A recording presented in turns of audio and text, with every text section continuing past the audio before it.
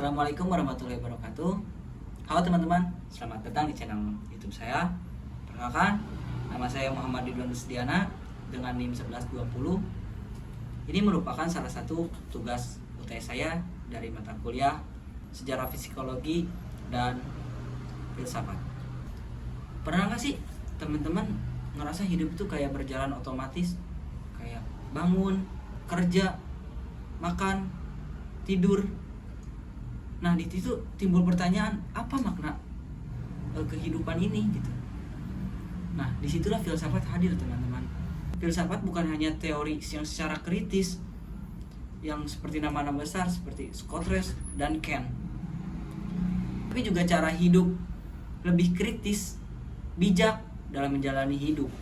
Apa kehidupan secara filsafat?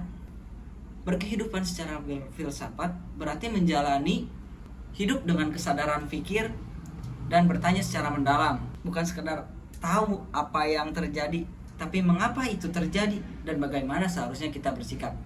Contoh sederhananya seperti kita ada yang menyalip di jalan. Kalau orang yang tidak filosofis pasti lebih akan marah. Nah, kalau orang yang berfilosofis itu dia akan mempertanyakan, kenapa aku marah? Merasa aku tidak dihargai. Apakah marah aku ini bisa membuat permasalahan selesai atau justru memperburuk? Nah, disitulah kita belajar mengendalikan akal sehat, bukan emosi.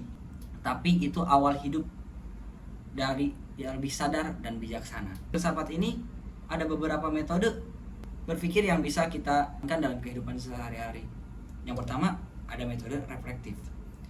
Metode reflektif ini merupakan cara berpikir merenungkan pengalaman yang secara mendalam. Contohnya, kita sering bertengkar dengan teman. Nah, di situ kita berpikir atau merenung, apakah aku sudah adil?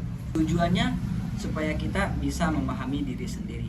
Bisa dibilang atau bahasa yang sekarang itu introspeksi diri. Yang kedua, ada metode kritis. Metode kritis itu yaitu seperti mempertanyakan hal-hal yang sepele, yang biasa. Contohnya, kita sering ikut-ikutan tren di media sosial. Nah, di situ timbul pertanyaan, apakah ini bisa membuatku lebih bahagia atau hanya ikut-ikutan saja? Bisa dibilang dengan bahasa sekarang atau FOMO saja. Nah, di dalam berpikir kritis ini kita belajar bedakan antara fakta dan opini.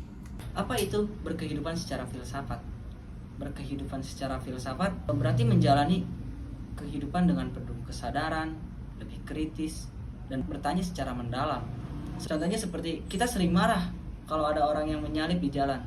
Nah, kalau orang yang berfilosofis itu dia akan mempertanyakan, kenapa aku harus marah? Apakah aku merasa tidak dihargai? Atau kemarahanku ini bisa membuat lebih baik atau memperburuk? Nah, kita belajar mengendalikan akal sehat, bukan emosi. Nah, itu awal dari tujuan hidup lebih sadar dan lebih bijaksana. Nah, teman-teman, di filsafat ini ada beberapa metode yang saya ambil. Yang pertama, metode reflektif. Metode reflektif ini merupakan cara berpikir kita secara mendalam. Metode reflektif ini merupakan cara perenungan dari pengalaman secara mendalam. Contohnya, kita sering bertengkar dengan teman, gitu ya. Tapi kita langsung merenung, tidak langsung menyalahkan.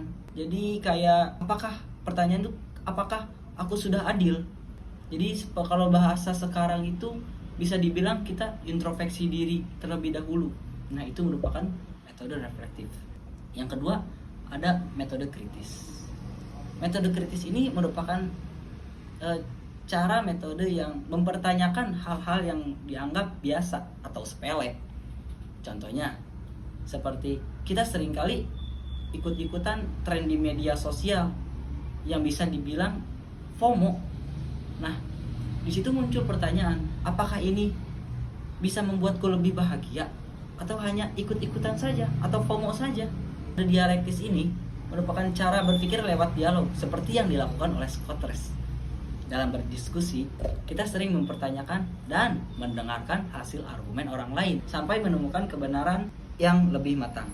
Contohnya, diskusi tentang apa itu bahagia dan mencoba memahami dari berbagai sudut pandang.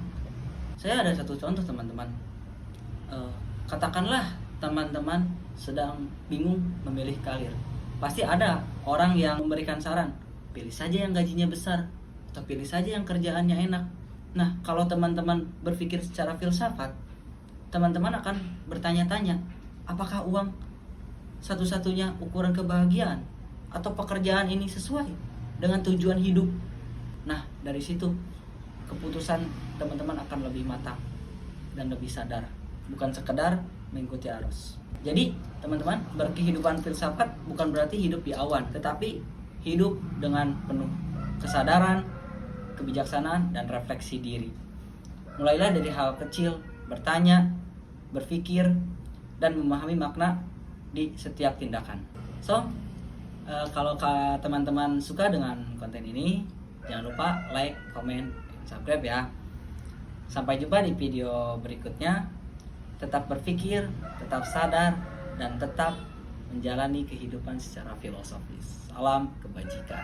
Assalamualaikum warahmatullahi wabarakatuh.